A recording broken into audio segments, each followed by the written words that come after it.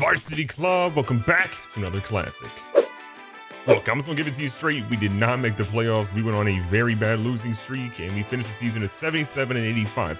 Now, that's not terrible news. I mean, yes, it's terrible news we didn't make the postseason, but look, we did significantly better than people expected this season, and I think going into this offseason, we can spend our money right, find a couple of free agents, especially pitching. We're going to be good. Now, in terms of the postseason, the Cardinals defeat the Astros in the 2022 World Series, and you can color me as surprised because I did not expect that at all. Now, your World Series MVP ends up being Harrison Bader, who gets .340 average, 1 home run, and 6 RBIs. Your MVP for the season was Giancarlo Stanton. Your Cy Young goes to Alek Manoah, who was a rookie, mind you, which is insane. Your Xander Bogaerts goes for your batting title. Your Liam Hendricks is going to be Reliever of the Year award. Your Rookie of the Year again is Alex Manoah because look at what the man did. And then your Hank Aaron award goes to none other than Shohei Ohtani, who, if we look at what he's had, he had a pretty good year, I guess, batting. And then pitching-wise, he was only 13 and 12, had a 3.20 ERA. Not his best year by far, but still pretty solid. Something to be proud of, though, we're going to see that Adley Rutschman takes home the Gold Glove for catcher. And then in left field, we're also going to see that Austin Hayes takes home the Gold Glove for left field. So we didn't really win some major awards, but we got a couple of nice awards for our guys. And then just so no one yells at me, you're going to see your National League MVP be Fernando Tatis. In the Cy Young, you're going to see Jacob deGrom. The batting title will go to Ketel Marte, former Portland Pine. We're going to see Reliever of the Year award go to Mark Mellon. I'm going to butcher his name, I'm so sorry. And then Rookie of the Year, we're going to see Jonathan India. And then don't forget, let's see your Hank Aaron award goes to Fernando Tatis Jr., who again had a fantastic year. And I know I'm probably going to get yelled at for this because I wanted to show you guys statistics for everybody for the year. We ultimately sort of can't because it is showing postseason stats, which we don't have any. But what I will do is call out a couple of guys really quickly so we can see from their cards. Cedric Mullins had 36 home runs, 8 triples, 95 RBIs, 98 strikeouts, 13 stolen bases, got caught stealing 9 times, and a 274 average. A good year by my estimation. Ryan Mountcastle was significantly great. Him and Mullins are really the team MVP or co-MVP in my book. Mullins, though, was a little bit lower in home runs and a little bit lower in RBIs, as Mountcastle goes for 39 home runs, 96 RBIs, a significantly lower average here, and 140 strikeouts, which isn't, again, ideal. But Mountcastle was the best power hitter we had by far. Suzuki was also great, had 23 homers, 64 RBIs, and a 250 average with a 455 slugging. John Means dominated as a pitcher. He was 17-4 at one point and then lost 3 in a row, so that kind of tainted him because he could have had a chance of getting 20 on this season. But a 343 average, with 200 innings pitched, and a 17-7 record. On this team with our run support, I'll take that every time. Eric Lara was a really good trade for us, 10-5 on the year, 3.50 ERA. Sixto Sanchez is a guy that needs a whole lot of help. 6-16 in the season, 5.42 ERA. The struggle was real. Hunter Green didn't struggle nearly as bad, showed a little bit more signs, I think, in a couple of games, but again, control was really his issue. 7 wins, 13 losses, gave up 174 hits, 105 earned runs, walked 78 people and 25 home runs, but struck out 170 in 171.1 innings. I will take that. The ERA I don't want to take, but I will take the strikeout ratio he was going with. And then the last guy we'll look at from a pitching standpoint is going to be DL Hall. 10-10 record on the year, 154 innings pitched in his rookie season. Had a 5.20 ERA, and the ERA significantly high. We'll work on getting that down. What a good debut year for him. And then really quickly, a couple of guys we missed out on. Adley Rutschman, 16 homers, 48 RBIs, 50 walks drawn, 87 strikeouts, and a 275 average for his rookie year. Gleyber Torres, 14 home runs, which is the most he's had in the last 2 seasons for the Yankees. He didn't really do much, especially last season. Only played in 78 games this year. Again, injuries sort of hampered him. 14 homers, 46 RBIs, 249 average in 78 games played. We'll take it. And then CJ Abrams, a guy that I think is going to be a star for us at some point, and really came along at the end of the year. 240 batting average with 30 stolen bases, had 10 home runs and 59 RBIs, and drew 40 walks.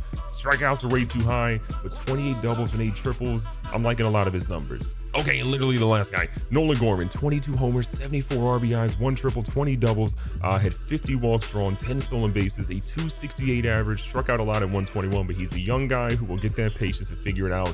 The rookies we have in this team, they are building to something special. Sorting through sort of some of the retired players, we're seeing Jacoby Jones, Kurt Suzuki also retired. Looking for some of the bigger names. I'm not really seeing some major ones really popping out at me.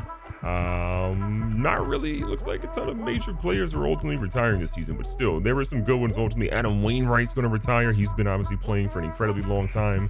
And then really, not really seeing a ton. Arrieta had a poor free agent market.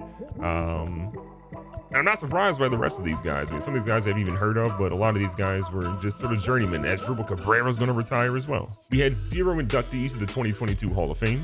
Now, in terms of exclusive free agent negotiations, we have Johnny Cueto, who we're only having on a 1-year rental, so I'm fine with letting him go. Chris Owings, who's a 31-year-old left fielder. Again, we got a lot of guys who are going to be taking over his time at this point. And then Jordan Lyles, who's a 32-year-old starting pitcher. More so a bullpen guy for us, but we'll see what sort of offer we can kind of, entertain for him. Now, he initially wanted 5 years at $6.5 million, but you're too old, in my opinion, to be, going for that. So we're going to give him 2 years at $3 million to see what he ultimately says. So we offered him that contract. Now, we have a lot of guys that are eligible for arbitration right now. We want to obviously target some of the top-end players for us. Austin Hayes might be a guy that we trade. We'll see what Enrique Bowser or Hurston Kjerstad end up doing, but we want to see what we got with some of these guys. Now we're looking at arbitration, and Cedric Mullins wants a whole lot of money. He's 28. We're all going to offer him a 5-year deal of $71.5 million. I think he has an even greater chance to play better this season. So we'll see what he can ultimately get here. The arbitration says that he would get about $3.9 million for a 1 to 3 year contract, but we know that free agency eligible, he would get about $30 million a year with a 4+ year deal.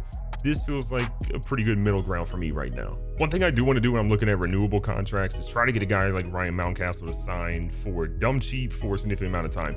He was nearly a 40 home run guy. I want to lock him up right now. 5 years, $25 million. If we can do that, that is absolutely huge. On the open market, he'd make a whole lot more.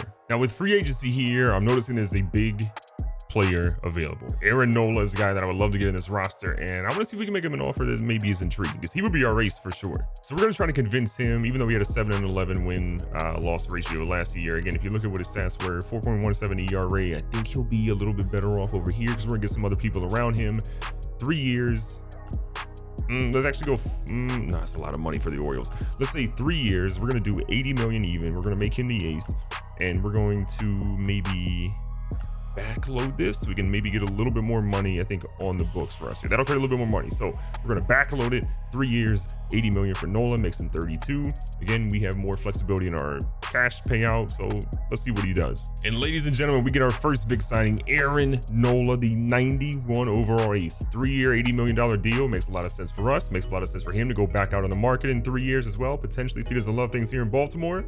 But we got one. Aaron Judge signs a 10-year, $334 million a year deal to the World Series winning St. Louis Cardinals. They win the World Series and they win the Aaron Judge sweepstakes. That's a W for them. We get another big contract coming through. This time it's going to be for Zach Eflin. Zach Eflin is going to be on a 4-year deal for us. We're going to end up backloading this one. So now we had Eflin, who was really good last season with a 3.02 ERA. He was 13-9. He was in the Phillies for a little bit. He got traded to another team, but he's got good stuff, and I think he'll fit in really well. And we needed another strong righty, and we just got him.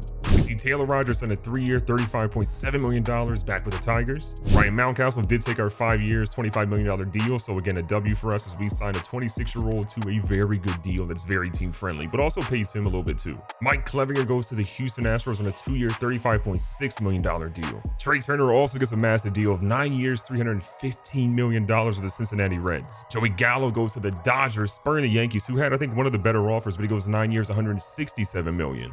Now, for some reason, Cedric Mullins actually turned us down, even though we offered him a contract and we didn't get a notification for it. So we got to go back and get this man. We need him ASAP. What is happening? So what we had offered him was this 5-year, $71.5 million deal. Apparently he didn't want that. So we're going to sprinkle that with a little bit more money. We're going to say front loading, back loading doesn't really make any sense. We'll keep that at normal. Does he want 6 years? No. Does he want 4 years? Okay, 4 years. And we're going to make this pretty sweet with him. We'll make sure that he's a little bit more. Actually, we can keep going lower. Holy crap, we can save a lot of money. Okay. So we're going to lower this significantly here. 4 years and about 44 million even. We'll call that a day and think that Cedric Mullins is good with that. Not to mention Cedric Mullins, we also apparently were not getting John Means. Got no notification about that. Thank you, MLB The Show. So we got to try to get this man back. And the good news is he's only getting offered about 10.8 million for 3 years. And then he's seeing Boston at 13.6 at 4 years. He's not really super interested in those, which should mean that we can get him back. We're going to be similar with him. We're going to lower him to a 4-year deal. We're going to make him 30.2 million for this one. And that should hopefully seal the deal with him. Edwin Diaz has been floating on the market for a little bit now. He doesn't really seem super close to a deal with some of these teams. We're going to give him an option for $33.5 million across 2 years because honestly, we could use another top-end closer, another bullpen arm on our team. Considering the starting pitchers we have, this could be a W. And here comes Edwin Diaz on a 2-year, $33.5 million deal. Again, our bullpen is just getting even that much better. Clayton Kershaw, towards the end of his career, is now going to the Houston Astros as well. So they're loading up on some older talent here. And I'm happy to report that we got Cedric Mullins and John Means back. We have about $10 million left in our available budget, about basically 6 mil in our projected surplus. Things are looking super tight, but we got pretty much all the main players back. Now the Rule 5 draft is here, and we're picking up at number 13. So wait, how did Enrique Bowser not come? We lost Enrique Bowser? We literally gave him... Explain to me. MLB The Show. Dear Lord. Jimmy Bumhauer, who... These are guys that we had literally on contracts, and apparently they didn't sign. Shed Long Jr., another guy from our team that we didn't get. We got to find a way to get Enrique Bowser back. So Jimmy Bumhauer luckily didn't get taken, which is fantastic news, but Enrique Bowser did, so we've got to literally find a way to get this dude back. I don't know how we're going to do it. Now to get Bowser back, we've got to trade probably too much that I want to, but we have to give up Reed Trimble, a center fielder, Yasniel Diaz, a right fielder, and Christopher Cespedes, another right fielder. But the good thing about Bowser is that he can play left and right field. We obviously have Mountcastle at first base, but Bowser, again, can be that guy. We give up a little bit of talent, but you know what? We need Bowser back. He's more important than a lot of these dudes, so it's worth it. The Twins also go with a big trade here. They get Brandon Lowe for Kenta Maeda and Trevor Larnach, so a big trade in that situation. Ketel Marte signs a 5-year, $106.5 million deal with the Yankees, so they lose Joey Gallo, but they get Marte at second base. And then the Pirates acquire Segura from the Phillies for Key Brian Hayes, so that is a massive trade right there. Tim Anderson now signs a 5-year, $56.5 million deal with the Marlins. JD Martinez goes on a 1-year, $5.5 million deal over to the Diamondbacks. Again, a little bit older, can still hit with a little bit of power, but not an everyday guy. So we also have a little update. Cole Sulser was really the only guy we had left on arbitration for all the contracts that we did, and the arbitration panel sided with the Orioles organization, so he'll be getting $2.8 million for this upcoming season. A little bit high, but again, I will take all the help I can get in the bullpen. So going into the season, we've got Abrams, Torres, Cedric Mullins, Mountcastle, Suzuki, Rushman, Santander, Nolan Gorman, and Austin Hayes. A lot of this probably looks pretty familiar from what you probably saw last season, but again, a lot of power, a lot of good speed, and I like what we got. You have Stewart on the bench with Ben Boone backing up our guy Adley Rushman. Enrique Bowser did make the pros this season, so he'll be playing a little bit of first, left, and right field this year. Jahmai Jones, who also going to be there, who was great when we used him ultimately with those injuries we had at second base, but I expect him to be sort of, maybe in every other game sort of guy. But what has me most excited, I think, is our pitching rotation. So we have Nola being our ace. We have John Means coming in underneath him, who had a great year last year for 17 games won. We have Zach Eflin, we have Sixto Sanchez, and Hunter Green. But actually, I'm going to slide Sixto Sanchez out for Dylan Hall. I think Dylan Hall's going to be a little bit better. Hunter Green goes to number 4 spot. Sixto's a guy we're going to ultimately trade. No one's really wanting to make a trade before opening day ultimately happens. But once we get a couple of games under our belt, Sixto will go from the bullpen to being trade bait for some young arm talent that we can ultimately bring into our bullpen later on, or maybe bring up into the major leagues a couple of seasons from now. Okay, actually I'm incorrect here. We're actually going to make a couple of different changes here. So Nola, Means, Eflin, and then we're going to have Grayson Rodriguez, who was sitting in Double-A to start of the season, but I want to give him a shot at the major leagues. I think he ultimately can be a guy that can get the job done. 76 overall. I want to see what he ultimately has. And then Hunter Green will be our 5th guy in the rotation. We've moved Sixto Sanchez to Double-A because we're going to ultimately trade him out here pretty shortly. Then we have Jordan Lyles, Dio Hall here in the bullpen with Sosa, Reyes, Tate, Tyler Wells, Tanner Scott, and Edwin Diaz. We got a whole lot of arms, going to do a whole lot of things. We only have one left-handed pitcher in the rotation. I want to ultimately see if one of the guys we get back, maybe for Sixto Sanchez is a lefty, but we still have Dio Hall who can spot start here because I expect him to be a spot starter. Plenty for the Orioles team. So there you have it. That was a complicated offseason that had a whole lot of changes and a whole lot of big signings, but I really feel like this Orioles team that we've assembled gives us our best chance to make the postseason and honestly make some noise in the postseason. Maybe we make some changes during the year, but for right now, this team, I think we're a 90, maybe even 100-win team if we get everything going the way we need to. But tell me in the comments down below, did I make the right moves? Did I gamble on another player or maybe not sign a guy on our team that we ultimately have? We'll ultimately figure all that out. But what we have right now, I'm happy with. Be safe, be smart, tell somebody you love them. Catch you guys on the next one.